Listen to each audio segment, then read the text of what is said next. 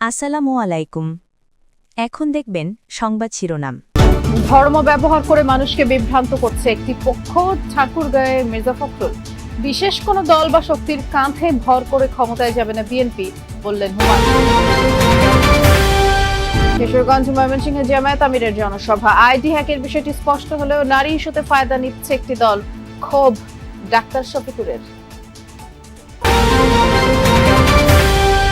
রাজধানী সহ সারা দেশে নির্বাচনী প্রচার তুঙ্গে, এলাকার উন্নয়ন সহ দিচ্ছেন নানা প্রতিশ্রুতি। শান্তিপূর্ণ পরিবেশে হবে ভোট, আশা ভোটারদের।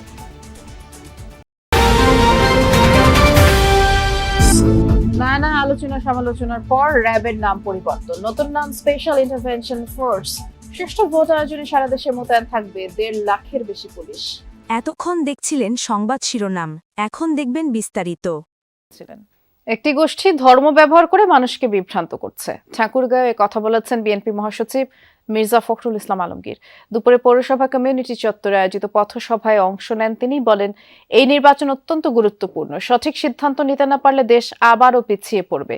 আর এ বিষয়ে সবাইকে সজাগ থাকারও আহ্বান জানান তিনি। বলেন, গণতন্ত্রের প্রশ্নে বিএনপি আপোষহীন। সমৃদ্ধ দেশ গড়তে সবাইকে ধানের শীষে ভোট দেওয়ার আহ্বান জানান বিএনপি মহাসচিব।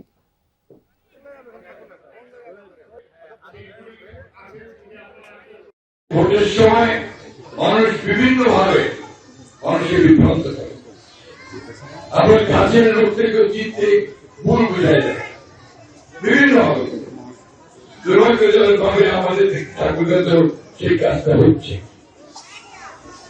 এখানে ধর্মকে ব্যবহার করে মানুষকে বিভ্রান্ত করার চেষ্টা করা হচ্ছে। বিশেষ কোনো দেশ বা শক্তির কাঁধে ভর করে ক্ষমতায় যাবে না বিএনপি।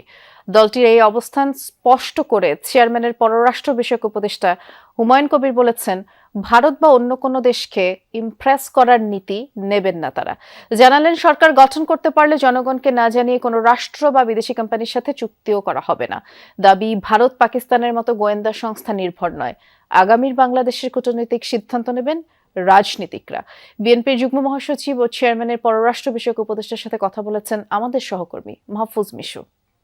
দিল্লি নয়, পিন্ডি নয়, নয় অন্য কোন দেশ, সবার আগে বাংলাদেশ। সবার আগে বাংলাদেশ, মূলত এ বার্তা নিয়েই ভোটের মাঠে বিএনপি। সেখান থেকেই প্রশ্ন, সরকার গঠন করতে পারলে কূটনীতির অগ্রাধিকার কি হবে? দলটি বলছে, আলাদা কোনো দেশকে গুরুত্ব দেবে না তারা। কূটনীতির পথ চলা হবে বহুপাক্ষিক, সাথে স্থায়ী কোনো বন্ধু বা শত্রু নয়। দ্বিপাক্ষিক সম্পর্ক হবে পরিবর্তনশীল দেশের স্বার্থেই।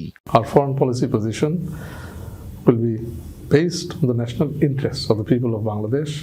5 আগস্টের গণ অভ্যুত্থানের পর থেকেই চরম টানাপোড়েনে ঢাকা দিল্লি সম্পর্ক। ভোটের পর এই সম্পর্ক কি স্বাভাবিক হবে? শেখ হাসিনা আর আওয়ামী লীগ ভারত বুঝতে হবে বাংলাদেশে এক্সিস্ট করে না। আর এই জিনিসটা যদি তারা বুঝতে পারে, তাহলে ওই মাইন্ডসেটে তারা যদি আসে, এটা হচ্ছে বেসিক একটা foundation for moving relations forward. এখানে ভারতকে ইমপ্রেস করার রাজনীতি আমরা করি না, আমরা বাংলাদেশের মানুষকে নিয়েই রাজনীতি করি। নতুন সরকার গঠনের পরপরই নবায়ন করতে হবে গঙ্গা চুক্তি। আর দীর্ঘদিন ঝুলে থাকা তিস্তার পানি চুক্তি নিয়েও ভারত না চীন কোন পথে হাঁটবে আগামীর বাংলাদেশ? ইন্ডিয়া হ্যাপি না চায়না হ্যাপি, এটা আমাদের জন্য প্রাধান্য না। আমাদের জন্য প্রাধান্য তিস্তা হওয়া, এবং যে কোনো মূল্যে আমরা এটা আমাদের করতেই হবে। তো দরকার হইলে আমরা ইন্টারন্যাশনাল কোর্টে যাব। এই দাবি থেকে আমরা সরে আসবো না ওখানে। It is a top priority for us. বিশেষ কোনো শক্তি বা দেশের কাঁধে ভর করে যে ক্ষমতায় থাকা যায় না, সেটি 5 আগস্টের শিক্ষা বলে মনে করছে বিএনপি। কোনো পলিটিক্যাল ক্লাস বা পলিটিক্যাল স্টেক হোল্ডার যে বাংলাদেশকে গোলাম রাষ্ট্র হিসাবে অন্যর উপর নির্ভরশীল করে রাষ্ট্র পরিচালনা করবে, ইট ডাজন্ট এক্সিস্ট। যদি কেউ চেষ্টাও করে, they will be thrown out. হাসিনার মতো মিস্টেক কেউ আর করবে না। It is a wake-up call to the political class of Bangladesh, এবং it will stand as an example of what can come if you misrule this country. যুক্তরাষ্ট্র, চীন বা ভারত যে কোনো সম্পর্কেই দেশের স্বার্থ প্রাধান্য পাবে দাবি করে বিএনপি ক্ষমতায় গেলে গোপন কোন চুক্তির আশঙ্কা নাকচ করেন দলটির এই যুগ্ম মহাসচিব। ন্যাশনাল ইন্টারেস্টের ভিত্তিতে যে কোনো চুক্তি, এটা পার্লামেন্টে ডিসকাশন হবে। পার্লামেন্টে ডিসকাশন হওয়ার পরে ইট উইল বি অ্যাপ্রুভড। মানে ইজ আট দি সেন্টার, না প্রশ্নই আসে না। পাকিস্তান সহ এ অঞ্চলের সব দেশের সাথেই স্বাভাবিক সম্পর্ক করতে চাইলেও কূটনৈতিক সিদ্ধান্ত রাজনীতিকদের হাতে ফেরানোর কথাও বলছেন Humayun Kabir. We need to get foreign policy out of the hands of agencies and move it to the politicians. Mahfuz Mishu, Jamuna News, Dhaka. নারী ইস্যুকে কাজে লাগিয়ে কিছু গ্রুপ জামায়াতের পেছনে লেগেছে। আইটি হ্যাকের বিষয়ে সবকিছু স্পষ্ট হওয়ার পরও একে নিয়ে ফায়দা লুটতে তৎপর একটি রাজনৈতিক দল, এমনটা বলেছেন জামায়াত ইসলামের আমির ডাক্তার শফিকুর রহমান। সকালে নির্বাচনী জনসভায় যোগ দিয়ে কিশোরগঞ্জে তিনি বলেন, জামায়াত কারো কাছে কোনো আনুকূল্য চায় না, কিন্তু কেউ ক্ষতি করতে চাইলে ছাড় দেওয়া হবে না। নারীদের সমাজের সর্বোচ্চ সম্মানের জায়গায় রাখার প্রতিশ্রুতি দেন তিনি। আরো বলেন, ক্ষমতায় গেলে নদী দিয়ে উন্নয়ন শুরু করা হবে, কৃষিকে শিল্পে পরিণত করা হবে। এদেশের টাকা যারা পাচার করেছে সে টাকা ফেরত আনারও প্রতিশ্রুতি দেন জামায়াত আমির। আইডি হ্যাক করে অত্যন্ত নোংরা মেসেজ সেখান থেকে দেওয়া হয়েছে। আমাদের আইটি টিম ব্যবস্থা নিয়েছে এবং পেয়েও গেছে যে কোন জায়গা থেকে কারাই কাজ করেছে।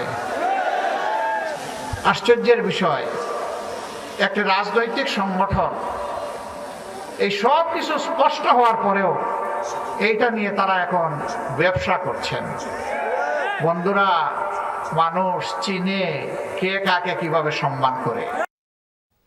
জনগণের ঠেলায় পড়ে বিএনপি এখন গণভোটে হ্যায়ের পক্ষে কথা বলছে। ময়মনসিংহে নির্বাচনী জনসভায় এমনটা বললেন জামায়াত আমির ডাক্তার শফিকুর রহমান।